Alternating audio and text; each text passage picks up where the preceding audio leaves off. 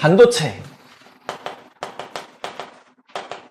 반도체는 아까 말했듯이 이제 규소나 저마늄 같은 친구들을 말한다라 그랬는데 현재 우리가 가장 많이 쓰는 건 규소예요. 규소가 가장 흔하기 때문에 그래. 그래서 저는 규소를 위주로 설명을 할 겁니다. 어쨌든 이 규소랑 저마늄의 가장 공통적인 특징은 이 둘 다 14족 원소라는 거야.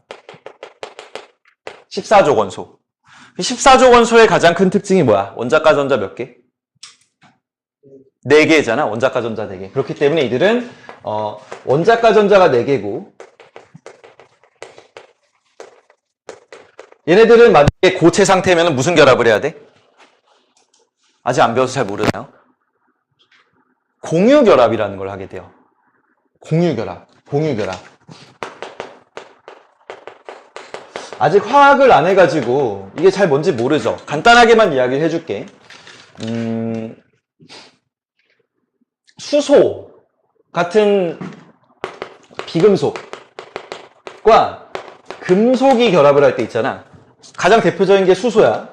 그리고 가장 대표적인 게 뭐 리튬이라고 해봅시다.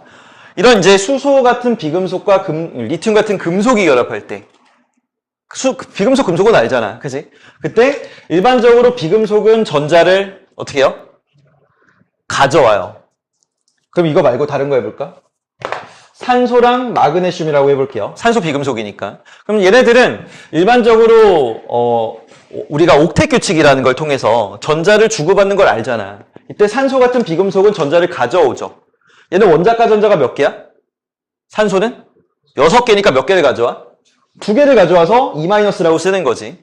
같은 이유로 마그네슘 원자과 전자 몇 개야? 얘 12족이거든.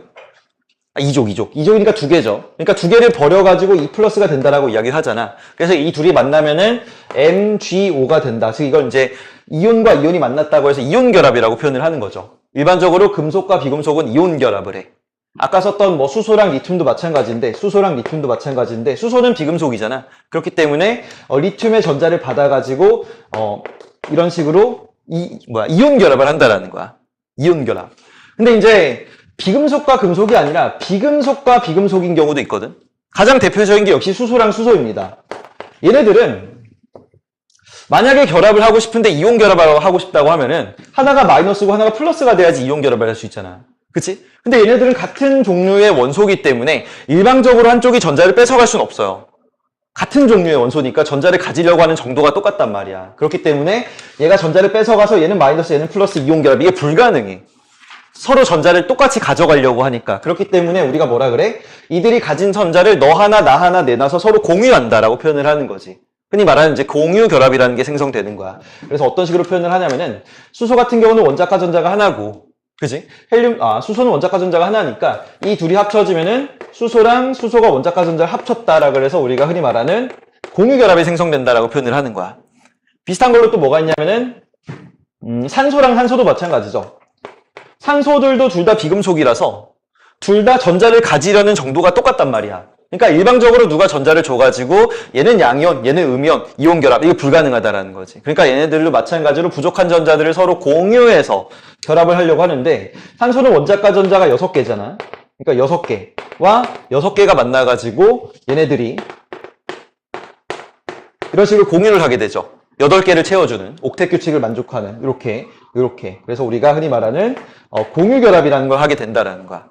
이렇게 비금속과 금속은 이온의 형태로 바뀌어서 이온 결합을 한다면 비금속과 비금속은 서로 전자를 주고받는 정도가 동일하기 때문에 공유 결합이라는 걸 한다는 건데 이 규소나 저마늄은 금속이 아니잖아. 그렇기 때문에 역시나 이온 결합이 아닌 공유 결합을 한다는 거야. 이해됐어 여기까지? 이온 결합이 아닌 공유 결합을 한다고. 그러니까 우리가 순수한 규소를 고체 규소의 형태로 그려보잖아. 그러면 순수 규소, 예를 들어서 중심에 규소가 있으면 얘 원자과 전자가 이렇게 4개가 있겠죠? 그치? 그리고 이 주변에 다른 규소들이 있다라고 하면은 이 다른 규소들이 얘한테 이 전자를 하나씩 공유해가지고 이런 형태로 공유 결합을 하고 있다는 거지. 이런 식으로. 이렇게 이해돼요? 이해돼? 그러니까 규소를 주변으로 해서 이렇게 공유 결합을 하고 있다는 거야. 공유 결합. 이게 언제? 고체 상태의 규소의 모습이라는 거지. 그리고 특징이라고 하면은 이 반도체는 아까 말했듯이 특정 상황에 따라서 전기가 잘 흐르거나 아니거나라고 이야기했는데 사실 이 규소라는 친구를 잘 보면은 모든 원자과 전자가 현재 뭘 하고 있냐면은 공유 결합 중이에요. 그치? 원자과 전자가 자유전자가 되면은 전류가 잘 흐르는데 문제는 이 원자과 전자들이 지금 결합에 들어가 있잖아. 그러니까 얘네들이 이 전자가 빠져나오기가 어려운 상태인 거야. 핵이랑 핵 사이에 붙들려 있으니까. 그래서 우리가 이거 뭐라고 하냐면은 자유전자가 되게 어렵다라고 표현을 해. 자유전자가 되게 어렵다. 좀 더 쉽게 말하면은 전류가 잘 흐르지 않는다는 거지.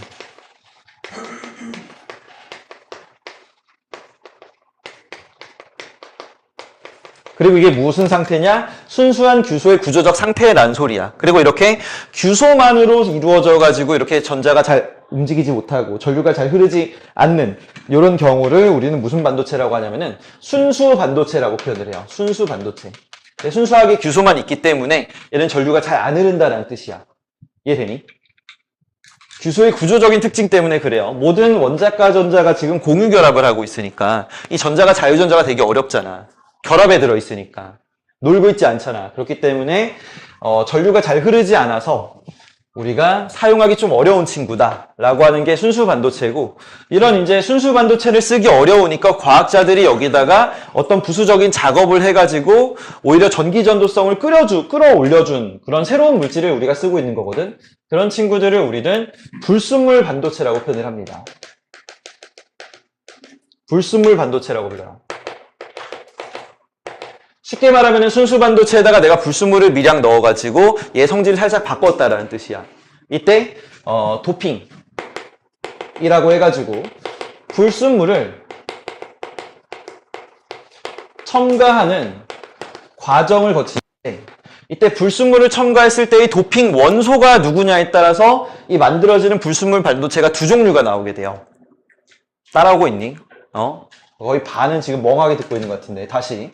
이 도핑이라는 게 불순물을 첨가하는 과정인데, 이때 불순물을 어떤 애를 넣느냐에 따라서 결론적으로 만들어지는 반도체, 불순물 반도체가 두 종류가 나온다는 거야. 그래서 첫 번째가 바로 P형 반도체라는 것이고, P형 반도체의 가장 큰 특징은 도핑 원소가 또는 불순물 원소가 13족 원소라는 거지. 13족 원소. 13족에 누구 있어? 알루미늄.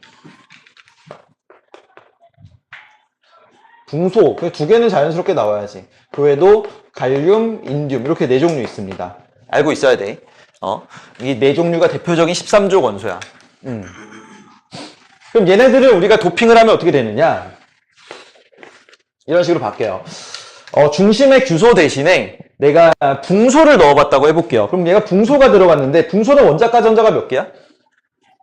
3개잖아. 그러니까 원래는 규소가 있어가지고 원자과 전자 4개 있어야 되는데, 규소 자리에 붕소가 들어옴으로써 얘는 원자과 전자가 3개밖에 없단 말이야. 그리고 이 주변에 여전히 교체되지 않은 다른 이제 규소들이 이렇게 있는 거죠. 이렇게. 이런 식으로. 그럼 문제가 뭐야? 여기가 원래 전자가 하나 있어야 되는 곳인데 지금 없어졌잖아. 규소 대신에 내가 붕소를 넣었으니까 전자 하나 부족해졌잖아. 그렇기 때문에 여기에 이제 전자의 빈 구멍이 만들어져요. 전자의 빈 구멍. 그리고 이런 전자의 빈 구멍을 우리가 원래 전자가 있다가 사라져가지고 상대적으로 양의 성질을 띠는 구멍이다 라고 표현을 해서 양공이라고 불러. 양공. 상대적으로 양의 성질을 띠는 구멍이라는 뜻이야. 그리고 이렇게 양공이 만들어지면 이 양공을 통해서 전자가 움직일 수 있게 되거든.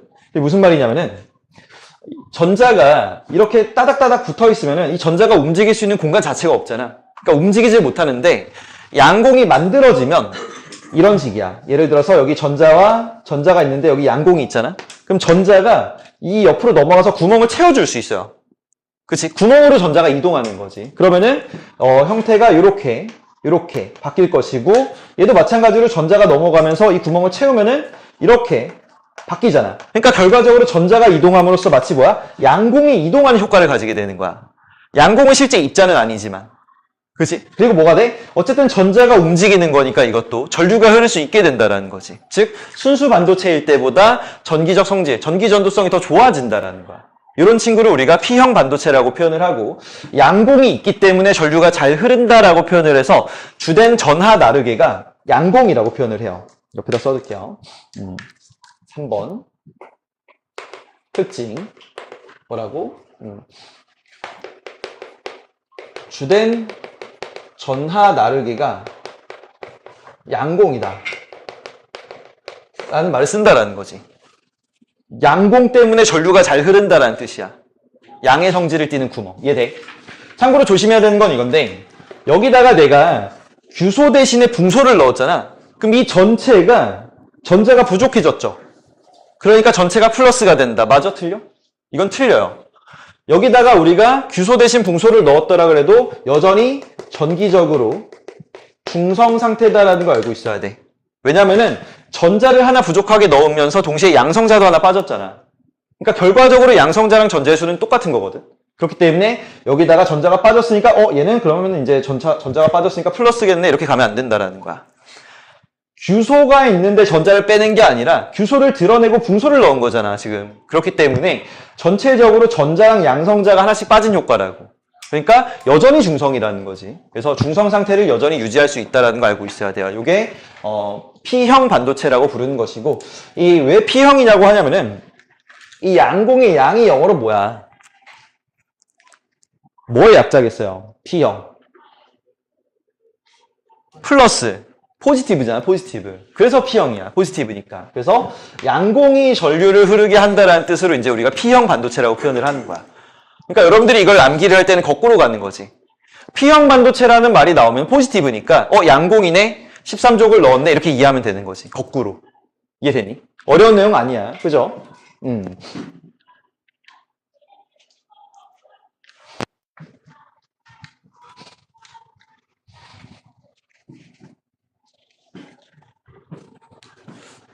정리하시고.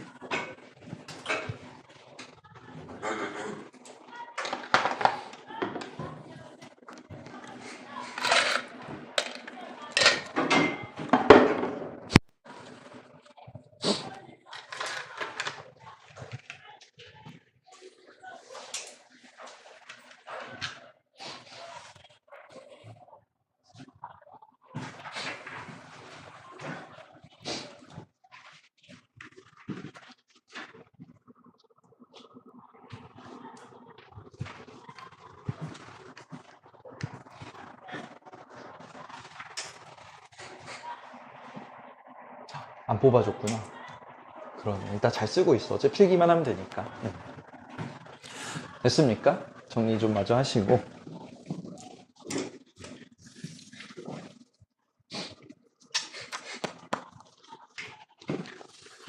그 다음에 이제 나오는 게 2번.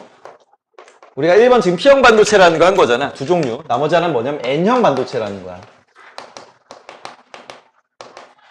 자, 이미 우리가 하나를 배웠으니까 미리 좀 예상을 해볼까? 자, P형 반도체가 포지티브 약자였잖아. 그치? 그럼 N형 반도체는 뭐겠어요? 네거티브 약자겠죠. 왜 네거티브겠어? 전자가 남아서, 그치? 전자가 부족해서 우리가 양공 때문에 포지티브라 그랬잖아. 그럼 N형은 거꾸로 전자가 남기 때문에 네거티브라고 부르는 거야. 그래서 N형이라고 표현을 하는 거지. 자, 그럼 내가 전자를 남게 하려고 하고 싶어. 그럼 여기다가 도핑해야 되는 원소는 무엇이냐? 단순합니다. 15족이에요. 왜? 규소는 14족이니까. 15족을 넣어주면 돼요. 단순하지? 15족에 누구 있어? 인.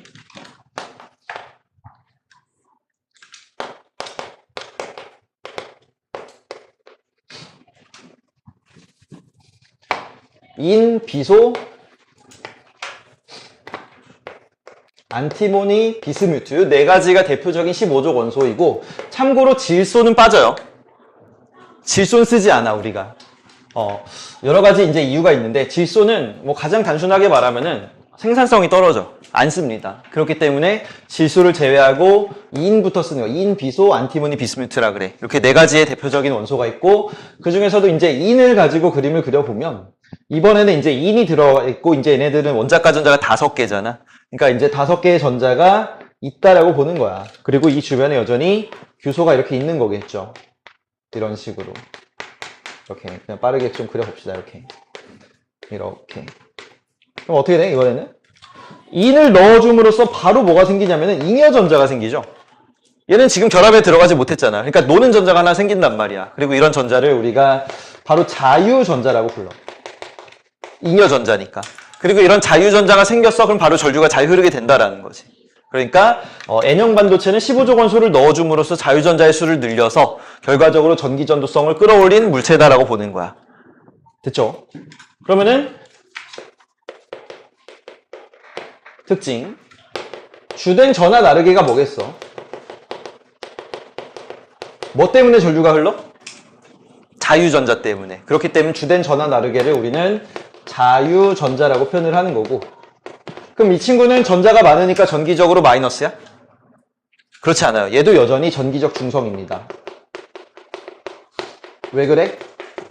전자가 늘어났지만 양성자도 늘어났잖아. 결과적으로. 그렇지? 그렇기 때문에 결과적으로 얘도 중성이다라는 거를 알 수 있다라는 거지. 그리고 이런 자유전자 때문에 전류가 흐른다. 아까 말했죠. 네거티브. 그래서 N형 반도체라고 표현한다. 이렇게 이제 좀 기억하시면 되겠습니다.